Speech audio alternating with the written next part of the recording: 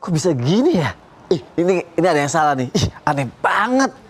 Padahal kan dia gak, lihat tuh, kelihatan banget. Padahal tingkah lakunya begini, tapi kok bisa gampang banget dapat rezeki? Ini ngaco banget sih. Padahal gak pernah sholat, gak pernah apa, aneh banget. Ya Allah, kenapa pagi-pagi nyinyir kayak itu? Lihat nih, lihat. Dia kan gak pernah sholat, ibadahnya kurang.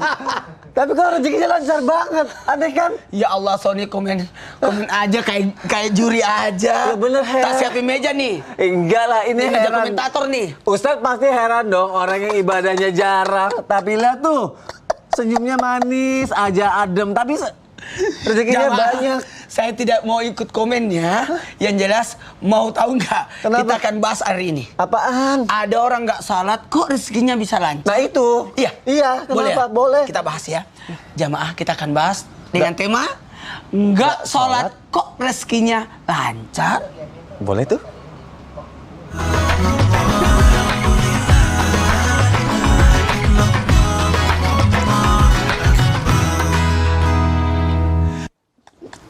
Assalamualaikum warahmatullahi wabarakatuh. Waalaikumsalam warahmatullahi wabarakatuh. Jamaah. Alhamdulillah. Alhamdulillahirabbil alamin. Allahumma sholli ala sayyidina Muhammad wa ala ali sayyidina Muhammad. Alhamdulillah, Masya Allah, Tabarakallah. Kita ketemu lagi di Islam Itu Indah. Ketemu lagi sama guru-guru kita yang Masya Allah sangat kita cintai karena Allah. Kita akan belajar banyak pagi hari ini ya jamaah ya.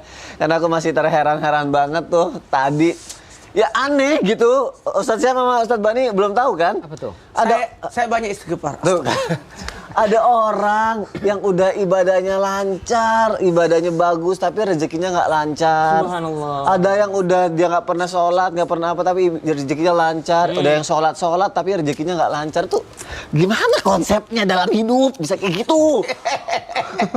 Makanya tadi Ustadz Maulana bilang ya udah bahas aja deh. Tema kita adalah nggak sholat kok rezekinya lancar gitu kan?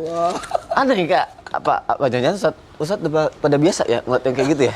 Orang yang lancar rezekinya, Heeh. walaupun nggak ibadah. Iya. Ada, pasti ada. Itu gimana sih sebenarnya kalau sholat nih ya?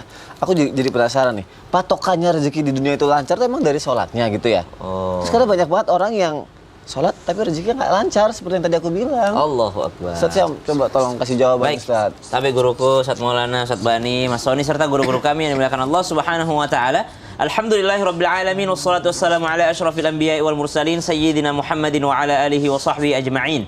Asbahna wa asbahal mulku lillahi rabbil alamin subhanaka la ilma lana illa ma 'allamtana innaka antal alimul hakim. Rabbi shrah li sadri wa yassir li amri wa hlul 'uqdatam min lisani yafqahu qawli waj'al li wazira min ahli amin amin amin ya rabbal alamin. Jamaah Islam Itu Indah, Bapak Ibu sekalian, para orang tua kami yang dimuliakan Allah Subhanahu wa Ta'ala, serta guru-guru yang sedang menyaksikan Islam Itu Indah. Tentu saja sholat ini adalah sesuatu yang menjadi tolak ukur keimanan seseorang. Ketika dia sudah berikrar bahwa dia adalah orang yang beriman kepada Allah Subhanahu wa Ta'ala, kepada hari akhir, kepada malaikat-malaikat Allah, kepada kitab-kitab Allah, kepada utusan-utusan Allah, kepada takdirnya Allah Subhanahu wa Ta'ala, tentu saja konsekuensinya dia wajib melaksanakan sholat. Namun perlu diketahui bahwa sholat itu adalah salah satu ibadah yang berat sebenarnya, karena Al-Quran mengatakan, ba'da naqul a'udzubillahi minasyaitonirrajim, واستعينوا بالصبر والصلاة وإنها لكبيرة إلا على الخاشعين.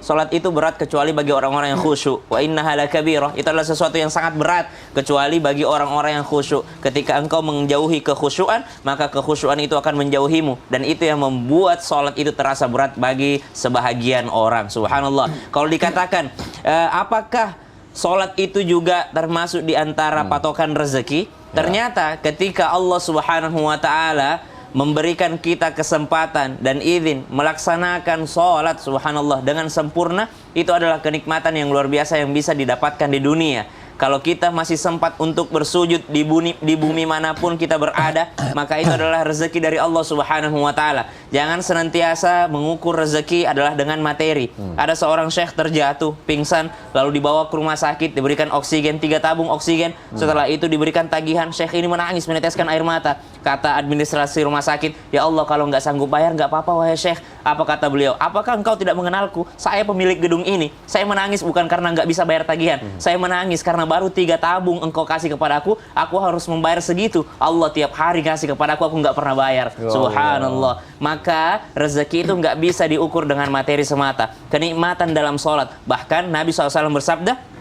kenikmatanku, kesenanganku ada pada sholatku. Sahabat Urwah bin Zubair radhiyallahu anhu warḍah, beliau ketika terkena penyakit kakinya, yang kakinya harus diamputasi, beliau mengatakan jangan pakai obat bius, tapi potonglah kakiku ketika aku sedang sholat. Subhanallah. Jadi ketika disayat kulitnya, beliau masih melaksanakan sholat, melanjutkan. Tapi ketika dipotong tulangnya, beliau jatuh pingsan. Tapi ketika terbangun, beliau mengatakan apakah sudah selesai? Maka sudah selesai diamputasi kakinya tanpa merasakan apa-apa karena kesenangan dalam sholatnya. Maka tolak ukur rezeki pertama bagi orang yang beriman adalah ketika Allah Subhanahu wa Ta'ala masih memberikan dia hidup agar bisa beribadah kepada Allah Subhanahu wa Ta'ala. Maka sholat itu termasuk rezeki yang luar biasa. Maka berbahagialah kalau kita masih ada kesempatan ke masjid berjamaah. Berbahagialah ketika kita masih bisa melaksanakan sholat dengan sempurna, dengan berdiri. Ada orang-orang yang mungkin harus melaksanakan sholat dengan duduk. Bahkan ada orang-orang yang harus dengan berbaring. Bahkan nggak lagi dikasih rezeki untuk sholat, yakni udah harus disolati. Subhanallah. Wallahu ta'ala ala. Berarti selama kita masih hidup ya itu rezeki besar yang Allah kasih buat kita gitu ya. Adalah sholat itu. Oke, kita bahas lagi. Kita kupas satu persatu ya. Kalau gitu ya. Ada tayangan. Nih, Ustaz-Ustaz pasti kan sering nih kalau misal ke Madinah melihat hal-hal seperti ini ya. Mungkin jamaah juga pernah ngeliat nih. Semua toko di Madinah nih tutup saat azan sholat berkumandang. Coba kita lihat tayangannya, silakan. Oh, Masya Allah, tabarakallah.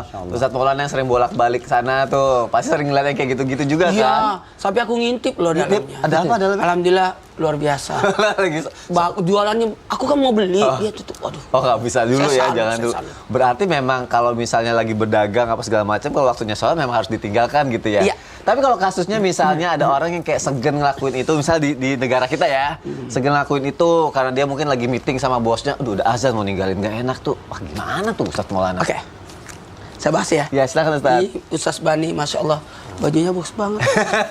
Ustaz Sam dan Sony, Masya Allah, tabarakallah, luar biasa. Baik, buat semuanya. Semangat saya hari ini, puas saya hari ini. Kenapa puas? Karena pas banget ini dibahas. Karena banyak orang menyepelekan sholat. Iya. Ketahuilah bahwasanya salat itu paling utama. Apa tuh? Rukun Islam ada 5. Kalau tidak haji mungkin masih bisa. Oke. Karena tidak mampu. Ya. Tidak puasa mungkin karena lagi kondisinya tidak memungkinkan. Tidak zakat karena memang tidak ada uangnya. Tapi kalau tidak sholat jatuh kan? Iya benar. Tapi kok itu ditadain di bawah tangan? Enak aja kalau jatuh.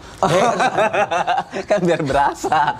Artinya kalau tidak salat, mohon maaf, sehingga orang yang tidak salat hukumannya dihancurkan kepalanya. Pertanyaan Mas Sony, gimana dengan pekerjaan? Ada orang karena meeting dan sebagainya, memang ada pekerjaan yang tidak memungkinkan untuk ditinggalkan, sehingga sholatnya bisa jadi diqadha, atau mohon maaf terpaksa digantikan di saat berikutnya. Pada saat satu kondisi yang tidak memungkinkan karena dia lagi tugas dalam penjagaan, contoh lagi operasi. Ya. Allahu Akbar, dia tinggal. Mati orang. Berkaitan dengan nyawa. Dari sini kita bisa belajar, satu, kondisi pekerjaan yang tidak memungkinkan. Nah, kami di pesantren sudah diajarkan seperti itu praktek. Kita ke pengajian kalau maghrib isya, itu isyanya mundur sampai jam 8.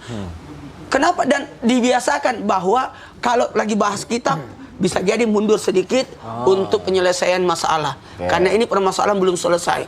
Itu yang pertama. Kemudian yang kedua, buat kita lihat dulu kondisi salat apa. Contoh maghrib dan subuh itu jaraknya cuma 1 jam 20 menit. Kalau isya itu memungkinkan panjang karena 9 jam. Kalau yang lain duhur ke asar, asar ke maghrib itu 3 jam. Tapi kalau kondisi maghrib dan subuh itu kondisi yang sangat tidak bisa lagi. Saya tuh kalau anak-anak, salat ini maghrib nak. Oh iya ya bah. Kalau saya bilang sebutin nama sholatnya, ini contoh keseharian ya, buat jamaah di rumah. Tolong dicamkan ini. Ada dua hal yang harus kita garis bawahi. Satu, kemuliaan sholat itu, sehingga sekiranya engkau lihat kemuliaan sholat itu, sebagaimana Sayyidina Umar bin Khattab melihat ada pohonnya, pohon kurmanya diinggapi burung. Dia lihat-lihat, tiba-tiba pas itu pergi ke masjid, orang sudah bubar. Kata beliau, kebun kurmaku saya wakafkan, saya sedekahkan. Bisa nggak pekerjaan begituin? Mungkin. Oh, berarti ada memang pekerjaan penting yang kalau misalnya kita kayaknya nggak dapat waktunya. Kondisi yang tidak memungkinkan kita tinggalkan. Itu boleh. Boleh di kode itu ya. Masya Allah. Terima kasih Ustaz Maulana ya. Jadi artinya gini nih, aku catatnya nih. Dan perintahkanlah keluargamu melaksanakan sholat dan sabar dalam mengerjakannya. Tadi aku pikir tuh yang sobri-sobri itu gitu kan. Nah aku penasaran. Sholat itu melaksanakan sholat dan sabar dalam mengerjakannya. Maksudnya sabarnya itu gimana? Sabar apabila kita udah ibadah tapi ternyata rezekinya tuh belum dapet. Atau maknanya apa sih mengenai sabar itu gitu Ustaz Bani? Mohon penjelasannya dong Ustaz. Siap. Mohon izin guru kami Ustaz Maulana, Ustaz Syam, Mas Soni dan guru-guru kami dimanapun berada. Bismillahirrahmanirrahim. Assalamualaikum warahmatullahi wabarakatuh. Waalaikumsalam warahmatullahi wabarakatuh. Alhamdulillah wassalatu wassalamu ala Rasulillah wa ala alihi wa ashabihi wa mawalah, la haula wa la quwata illa billah. Jadi dalam surat Thaha ayat 132 tadi Mas Soni betul. Allah Subhanahu wa taala berfirman, ba'da a'udzubillahi minasyaitonir rajim, wa'mur ahlaka bis-shalah wastabir 'alaiha. La nas'aluka rizqa, nahnu narzuquk wal 'aqibatu littaqwa. Perintahkan keluargamu untuk melaksanakan salat dan wastabir 'alaiha, bersabar di dalamnya. Apa maknanya? Kalau kata Al-Mawardi dalam An-Nukat wal Uyun, beliau mengatakan semua ketaatan itu bisa kita lakukan dibantu dengan kesabaran. Makanya tadi Ustaz Sam sampaikan di surat Al-Baqarah, salat dikaitkan dengan sabar. Karena ketaatan itu butuh kesabaran. Kalau nggak sabar, ketaatan akan selesai. Karena dia akan kita lakukan sepanjang hayat kita. Itu karenanya Syekh Shalih Al-Utsaimin beliau membagi sabar itu ada 3. Pertama, sabar dalam menghadapi musibah. Yang kedua, sabar ketika menghindari larangan Allah Subhanahu wa taala. Ini nggak boleh, itu butuh kesabaran juga. Dan yang ketiga adalah bersabar melaksanakan perintah Allah Subhanahu wa taala. Bisa tadi, hari ini lagi semangat, besok mungkin kendor. Kemarin lagi luar biasa ibadahnya, sekarang malas. Itu butuh kesabaran untuk menjaga agar tetap istiqomah. Ditambah lagi, saya udah rajin banget sholat Ustaz. Aduh, tapi segini-gini aja nih rezekinya. Mampet segini-gini aja nih, nggak nambah-nambah nih. Sementara si Anu, nggak pernah sholat. Tapi dia rezekinya lancar, itu kan mengganggu juga kesabaran. Maka di situ dibutuhkanlah kesabaran oleh Allah Subhanahu wa taala. Wastabir 'alaiha, sabar kamu tuh, sabar. Maka di ayat sebelumnya tuh kalau kita lihat, wala tamuddanna 'ainaika ila ma matta'na bihi azwaja minhum zahratal hayatid dunya linaftinahum fi. Kata Allah, jangan kau fokuskan pandanganmu kepada kenikmatan yang Allah berikan kepada orang-orang yang tidak beribadah kepada Allah, orang-orang kafir pelaku maksiat. Itu kata Allah zahratal hayatid dunya. Bunga kehidupan. Kata Syekh Muhammad Amin Asy-Syangqiti, kenapa disebut bunga? Bunga itu indah, tapi umurnya sebentar. Paling sehari, 2 hari, habis itu layu, jatuh, dilupakan oleh orang. Jangan kita fokuskan ke situ. Rizki dari Allah lebih besar. Maka kata Ibnu Katsir, kalau orang itu sholat, lalu sabar, istiqomah dia menjaga sholatnya itu, maka pasti Allah jamin rizkinya. Maka dilanjutkan ayatnya, la nas'aluka rizqa. Kami nggak butuh rizki dari kalian, kami butuh kalian taat, sabar aja di situ. Nahnu narzuquk, kami akan kasih rizki. Maka mustahil kata Ibnu Katsir, orang kalau benar taatnya kepada Allah, istiqomah di jalan ketaatan kepada Allah, hidupnya nelangsa, sengsara, itu mustahil. Kalau dia rajin ibadah tapi hidupnya nelangsa, sengsara, berarti ada masalah dalam ibadahnya. Maka ayo kita perbaiki. Mungkin ibadah kita kurang tepat. Banyak kekurangannya, banyak yang menyelisih dari sunnahnya. Atau mungkin motivasinya. Ibadahnya bagus, motivasinya karena ingin mengejar dunia. Meskipun kata Syekh Nawawi Al-Bantani, boleh orang ibadah dalam rangka mengharapkan dunia. Daripada dia datang ke dukun, daripada dia minta ke kuburan, mendingan dia tahajud. Itu bagus. Tapi itu adalah motivasi paling rendah. Yang paling tinggi adalah kita cari wajah Allah, ridhonya Allah. Allah itu maha baik, semua dikasih oleh Allah. Yang taat, yang tidak taat, yang tidak taatnya dikasih, apalagi yang taat, insya Allah dimudahkan urusannya. Motivasi yang rendah aja dikasih ya sebenarnya. Iya betul. Sebenarnya kalau kita mau sabar dalam diri sendiri aja kan udah susah ya. Betul. Apalagi sabar kadang nyuruh orang sholat gitu juga kadang kan lebih susah lagi. Tapi ingat ya Sony, apa? Orang sholat itu nggak boleh disuruh-suruh. Hah? Nggak boleh disuruh. Nggak boleh. Orang sholat nggak boleh disuruh-suruh karena dia lagi sholat. Wah. Kirain apa? Kena loh. Aduh. Iya juga ya. Tapi kalau lagi nggak sholat, supaya sholat, Ustaznya pernah nyuruh adiknya nggak? Nyuruh Cerita aku adek jadi dong. adiknya, cerita Oh, aku jadi adik. ceritanya. Aku jadi adiknya. Coba. Lagi main nih. Lagi main. Dek, ayo sholat dulu, Dek. Aisyah. Oh, Aisyah. Kan Adek, yang ayo Sasam sholat punya dulu. adik Aisyah itu. Iya. Lucu adiknya yang Sasam itu. Iya.